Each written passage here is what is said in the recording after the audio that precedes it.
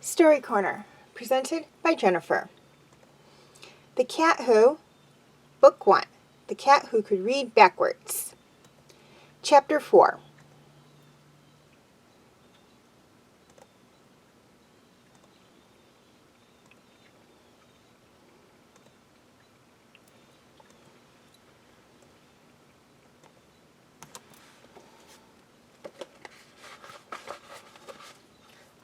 Sunday morning, Qwuilleran picked up a copy of the Fluxion at the hotel newsstand.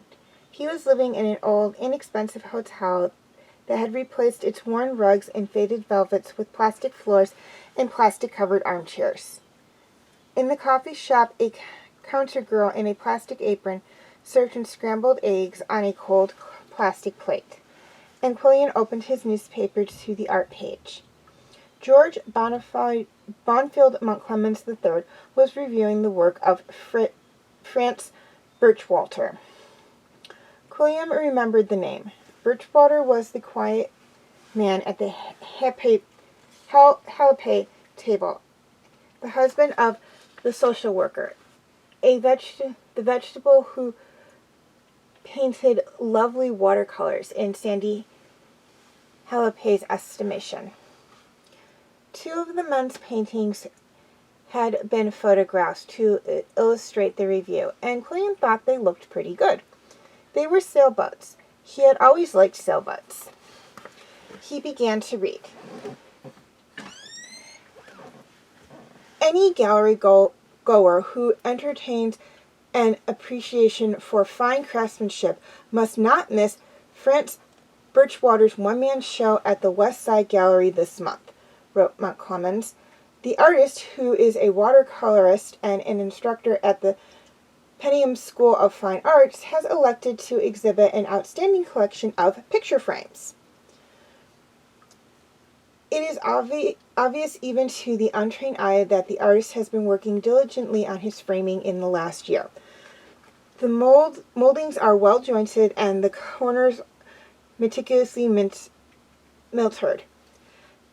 The collection is also distinguished by its variety. There are wide moldings, narrow moldings, and medium-sized moldings, furnished in gold leaf, silver leaf, walnut, cherry, and ebony, as well as murky wash intended to be the fashionable counterfeit known as an antique white. One of the best frames in the show is a wormy chestnut. It is difficult for an observer to determine, without actually inserting a darning needle into the holes, whether this is manufactured by Worms in North Carolina or by electric drills in Kansas City. However, a picture framer of Birchwalter's integrity would be unlikely to use inferior materials, and this critic rather feels that it is genuine wormy chestnut. The exhibit is well hung, and special praise must be given to the matting, the textures, and thrones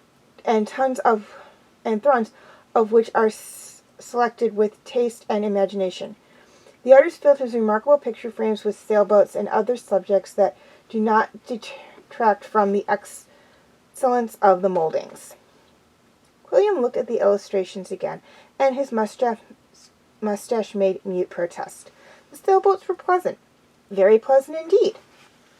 He gathered up his newspaper, and left. He was about to try something he had never done since the age of 11, and at that time he had been under duress. In short, he spent the afternoon at the art museum.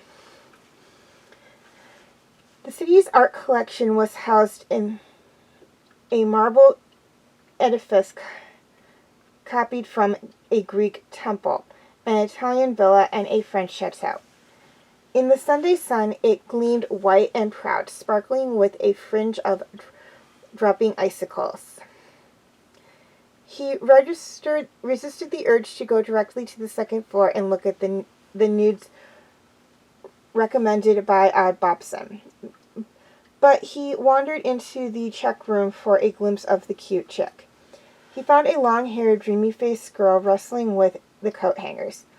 She said, glancing at his mustache, "Didn't I see you at the Temp and Chisel last night?" "Didn't I see you in a pink negligee?"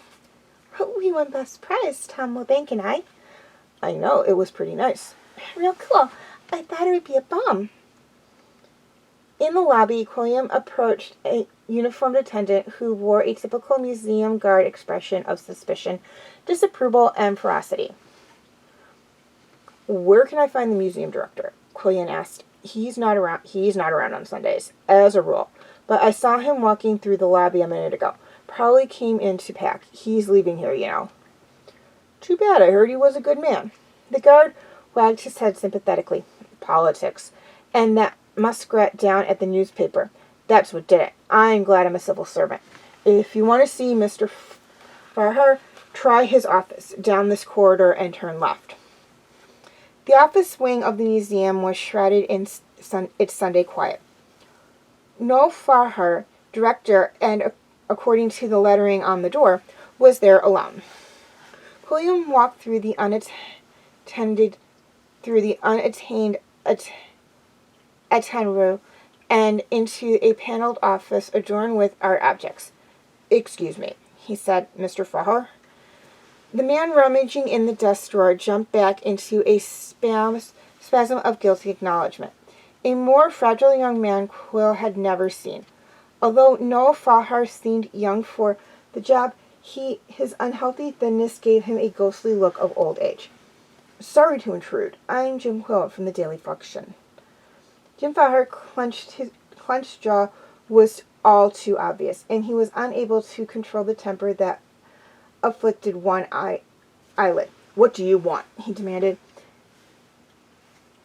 Abnormally, Quill said, "Just wanted to introduce myself. I'm new on the art beat and trying to get acquainted." He extended a hand and received a reluctant, trembling hand from Farhar. "If they added you to the staff to mend matters," the director said coldly, "it's too late. The damage is done." "I'm afraid I don't understand. I just arrived in this city." "Sit down, Mr. Qwilleran." Farhar folded his arms and remained standing. "I presume you know the museum has just lost $1 million grant." "I heard about it." That would have given us incentive and prestige to raise another $5 million from private donations and industries. It would have given us the country's outstanding pre-Hispanic Mexican collection and a new wing to house it.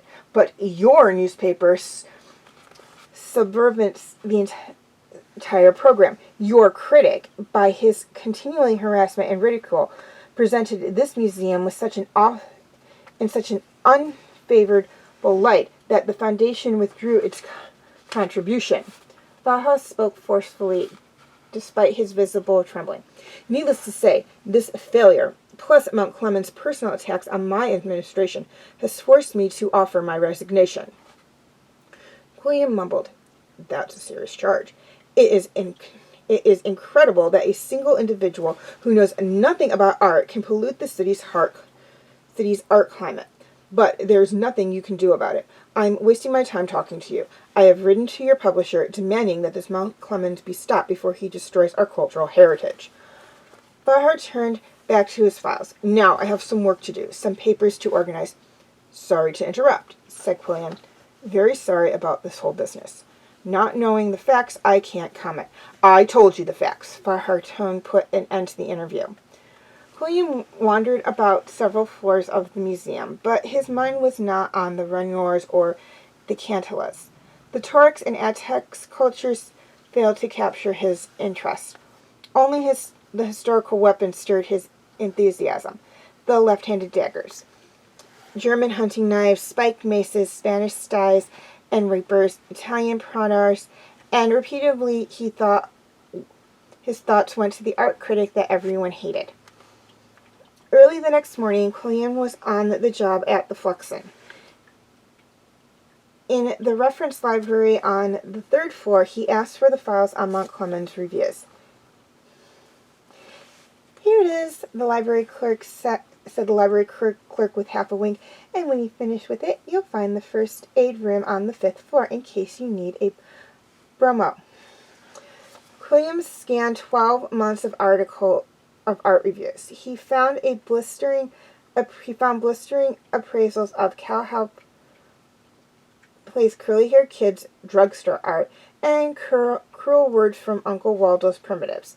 Age is no substitute for talent. There was a column, without mention of names, on private collectors who are less dedicated to art preservation than to tax avoidance. Montclemen's had strong words to say about Butchie Bolton's life-size metal sculptures of the human figure, which reminded him of the armor worn in the rural high school performance of Macbeth. He deplored the mass productions of third-rate artists at the Penham School, whose assembly lines would do credit to Detroit's automotive factories. He complimented the small suburban galleries for their role as afternoon social centers, replacing the bridge clubs and sewing circles, although he questioned their value as purveyors of art, and he inveighed against the museum, its policies, its permanent collection, its director, and its color of uniforms worn by the guards. Interspersed among the triads, however, were the critics' enthusiasm endorsements of certain artists, especially Zoe Lambreth, but the jargon went over Qwuilleran's head. The complexity of enlambment dynamics and organic textures, internal subject impulsive expressions, is a compassionate linguistics. There was also a column that had nothing to do with painting or sculpting, but discussed cats, Felis domestic, as a work of art. Qwuilleran returned the files to the library and looked up the address in the telephone. He wanted to find out why Montclemen's thought Zoe Lamberth's work was so good and why Cal Plays thought it was so bad. He found the Lamberth Gallery on the edge of the financial district. In an old loft building dwarfed by nearby office towers. It seemed to have class. The sign over the door was lettered in gold, and in the window there was only 2 paintings, but 30 yards of gray velvet. One of the canvases in the window was a navy blue sprinkled with black triangles. The other was a mysterious gravy of thick paint in tired browns and purples.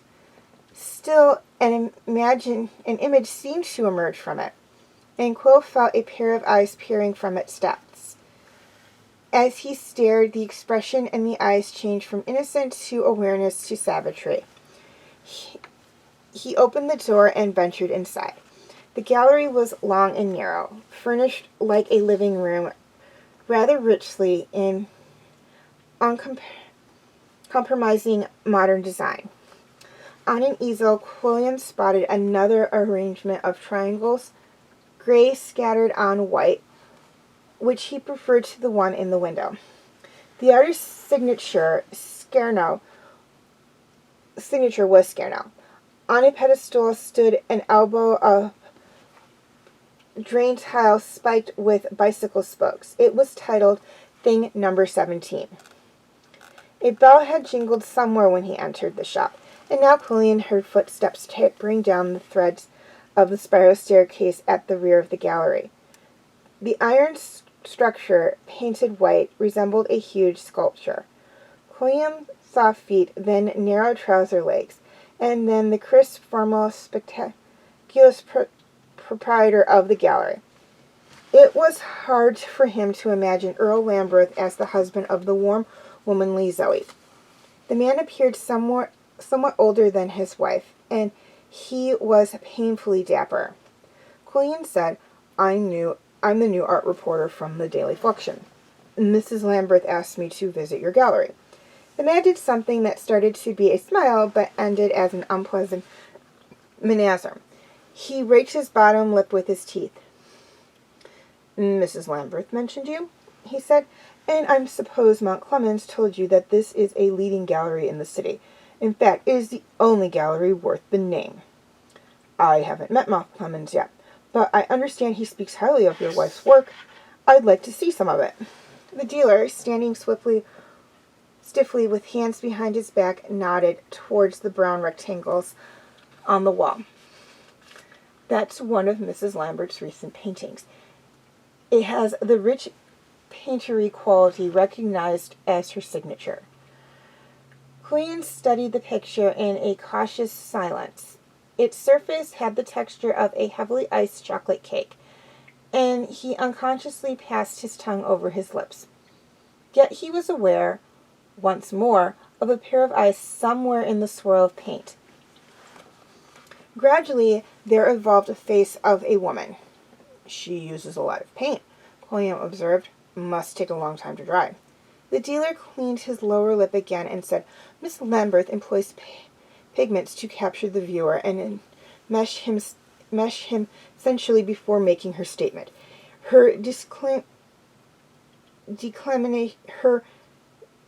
declamation is always elusive, nebulous, forcing her audience to participate vitally in the interpretation.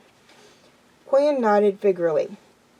She is a great humanist, Lambert continued. Unfortunately, we have very few of her canvases here at present. She is holding everything back for her one-man show in March. However, you saw one of her more lucid and disciplined works in the window.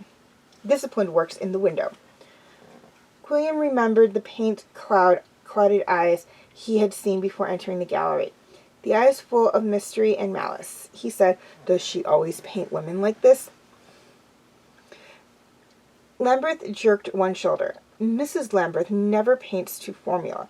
She has a great veracity and imagination, and the painting in the window is not intended to evoke human association. It was the study of a cat. Oh, said Quill. Are you interested in Scarno? He is one of the foremost contemporary artists. You saw one of his paintings in the window. Here's another on the easel. Qwuilleran squinted at the gray triangles on the white background. The painted surface was fine-grained and slick, with the gleam that was almost metallic. The triangles were crisp. The newsman said, He seems to be hooked on triangles. If you hang this one upside down, you'd have 3 sailboats in a fog. Lambert said the symbolism should be obvious. In his hard-edged paintings, Scarno expresses scrutiny in the essence of illumination, polygynous nature of man. The painting in the window is specifically incrustaceous. Well, I guess that clobbers my theory, Qwuilleran said. I was hoping to discover some sailboats. What does Mount Clemens say about Scarno? Scrano. Lambert corrected him. In Scarno's work, Mount Clemens finds an intellectual variety that transcends lesser concentrations of artistic expression and focuses on purity of concept and sublime meditation. Pretty expensive, I suppose. A scarno usually runs into 5 figures. Whoosh, said Quill. How about some of those other artists? They command considerably less. I don't see any price tags anywhere. Lambert straightened a picture or two. A gallery of this caliber would hardly be expected to post prices like a supermarket. For our major exhibitions, we print a catalog, but what you see today is merely an informal showing of our own group of artists. I was surprised to find you located in the financial district, Qwuilleran said. Our most astute collectors are businessmen. William took a turn around the gallery and reserved comment. Many of the canvases presented drips and blops of paint in screaming explosive color. Some were composed solely of wavy stripes. There was a 6 by 8 foot close-up of a gaping red maw, and Quill recoiled instinctively. On a pedestal stood an egg-shaped ball of metal titled Untitled. Some elongated shapes in reddish clay resembled grasshoppers, but certain bulges convinced Quill that he was looking at underfed humans. 2 pieces of scrap metal were labeled Thing Number 14 and Thing Number 20. Quwuilleran liked the furniture better. Scoop-like lounge chairs, sofas floating on delicate chrome steel bases, and low tables with white marble tops. He said, Do you have any paintings by Cal Halpway? Lambert cringed. You must be joking. We are not that kind of gallery. I thought Halpway's stuff was highly successful. It's easily sold to persons who have no taste. The dealer said. Actually, Halpway's stuff, as you aptly described, is nothing but commercial illustration, rather presumably installed in a frame. It has no value as art. In fact, the man would be doing the public a favor if he would forget his pretensions and concentrate on the activities he does so well, making money. I have no quarrel with hobbyists who want to spend their Sunday afternoons pleasantly in front of an easel, but they should not pose as artists and degrade the public taste. Quwuilleran turned his attention to the spiral staircase. Do you have another gallery upstairs? It's just my office and the framing shop. Would you like to see the framing shop? It must interest you more than the paintings and sculptures. Lambert led the way up stairs past the stockroom where the paintings were stored in vertical slats, and up the stairs. In the framing room there was a disarray workbench and a lingering aroma of glue and lacquer. Who makes your frames? Qwuilleran asked. A very talented craftsman. We offer the best workmanship and a large selection of moldings in the city. Still standing stiffly with his hands clasped behind his back, Lambert nodded at a molding on the workbench. That one sells for $35 a linear foot. Qwuilleran's gaze wandered to a cluttered office adjoining the workroom. He stared at a painting of a dancer hanging crookedly on the wall. A ballerina in a flimsy blue garment was depicted in a movement of arresting motion against a background of green foliage. Now there's something I can understand, he said. I really go for that. As well you might. It's a gelato, as you can see by the signature. Qwuilleran was impressed. I saw a gelato at the museum yesterday. This must be a valuable piece of art. It would be, if it were complete. You mean it isn't finished? Lambert drew an impatient breath. This is only half of the original canvas. The painting was damaged. I'm afraid I could not afford a gelato in good condition. Qwuilleran then noticed the bulletin board well plastered with newspaper clippings. He said, I see the Daily Fluxion gives you pretty good coverage. You have an excellent art column, the dealer said. Mount Clemens knows more about art than anyone in the city, including the self-styled experts. And he has integrity. Unimpeachable integrity. Said Quill. You will no doubt hear Mount Clemens denounced on all sides, because he is weeding out the quacks and evaluating the standards of taste. Recently, he did the city a great service by dislodging Fahar at the museum. A new regime will bring life back into that dying institution. But didn't they lose a GC grant at the same time? Lambert waved his hand. Another year, another grant. By that time the museum will merit it. For the first time, Qwuilleran noticed the art dealer's hands, their grimy nails out of keeping with his fastidious dress. The newsman said, Mount Clemens thinks well of Miss Lamberth's work. I've noticed. He has been very kind. Many people think he favors this gallery, but the truth is, we handle only the best artists. This guy who paints triangles. Is he a local artist? I'd like to get an interview. Lambert looked pained. It is rather well known that Scario isn't European. He has been a recluse in Italy for many years, for political reasons, I believe. How did you find out about him? Mount Clemens brought his work to our attention and put us in touch with the artist's American agent, for which we are grateful. We are Skelno's exclusive representatives in the Midwest. He cleared his throat and said proudly, Skelno's work has been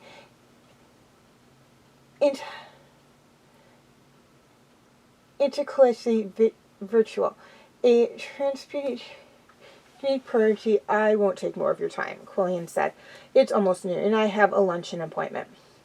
Qwuilleran left the Lambert Gallery with several questions banging around in his head. How could he tell good art from bad? How could you tell good art from bad? Why did triangles get thumbs up while sailboats got thumbs down? If Mount Clemens was as good as Lambert said, and if the local art situation was so unhealthy, why did Mount Clemens stay in this thankless environment? Was he really a missionary, as Lambert said, or a monster, as everyone else implied? Then, one more question mark waved its curly tail. Was there really a man named George Bonafide Mount Clemens? At the press club where he was meeting Art Riker for lunch, Qwuilleran sat at the bar, said to the bartender, Does the Fluxion art critic ever come around here? Bruno paused and went in glass. I wish he did. I'd slip him a Mickey. Why? What's your complaint? Only one thing, Bruno said. He's against the whole human race. He leaned on the bar in a confidential matter. I'll tell you, he's out to ruin every artist in town. Look at what he did to that poor old man, Uncle Waldo. And Franz Birchwell's in yesterday's paper. The only artists he liked are connected to the Lambert Gallery. You think he owned it. Some people think he's highly qualified authority. Some people think down is up. Then Bruno smiled wisely. Just wait till he starts gunning for you, Mr. Qwuilleran. As soon as Mount Clemens finds out you're snooping around on his beat, the bartender pulled an imaginary trigger. You seem to know a whole lot about the art institutions down here. Sure, I'm an artist myself. I do collages. I'd like you to look at it. I do collage. I'd like you to look at it sometime and give me a critical opinion. I just had this job 2 days, Qwuilleran said. I don't even know what collage is. Bruno gave him a patronizing smile. It's a form of art. I soak labels off of whiskey bottles, cut them into little pieces, and paste them up to make presidential portraits. I'm working on Van Buren now. It would make a terrific one-man show. His expression changed to a chummy one. Maybe you could help me line up a gallery. Do you think you could, pull a few strings? Qwuilleran said, I don't know if there's much acceptance for presidential portraits made out of whiskey labels, but I'll ask around. Now, how about the usual? On the rocks? One of these days, the bartender said, you'll get hives from all this tomato juice. When Art Riker arrived at the bar. He found the art writer chewing his mustache. Art said, "How did everything go this morning?" "Fine," Quill said. "At first I was slightly confused about the difference between good art and bad, but now I'm completely confused." He took a swallow of tomato juice. "However, I reached a conclusion about George Bonafide Montclemens III. Let's have it." "He's a fake." "What do you mean?" "He doesn't exist. He's a legend, an invention, a concept, a computation, a gleam of in the publisher's eye." Art said, "Who do you think writes all that copy you print under his subsequently byline?" "A committee of ghostwriters. A committee of 3, probably a Mr. George, a Mr. Bonfield, and a Mr. Montclemens. No one man could cause so much trouble, or be so hard, or behave in such an average image. You just don't know about critics. That's all. You're used to cops and robbers. I have an alternate theory. If you don't buy my first one." "Explain that." "It's a phenomenon of electronic age. The art column is in turn out by a battery of computers in Rochester, New York." What did Bruno put in your tomato juice?" Art said, "Well, I'm telling you one thing. I won't believe George Bonfim McClemens until I see him." "All right. How about tomorrow or Wednesday?" "He's been out of town, but he's back now. We'll line up an appointment for you." "Let's make it for lunch here. We can eat upstairs off a tablecloth." Art shook his head. "He won't come to the press club. He never comes downtown. You'll probably have to go to his apartment." "Okay, line it up. And maybe I'll take Bruno's advice and rent a bulletproof vest."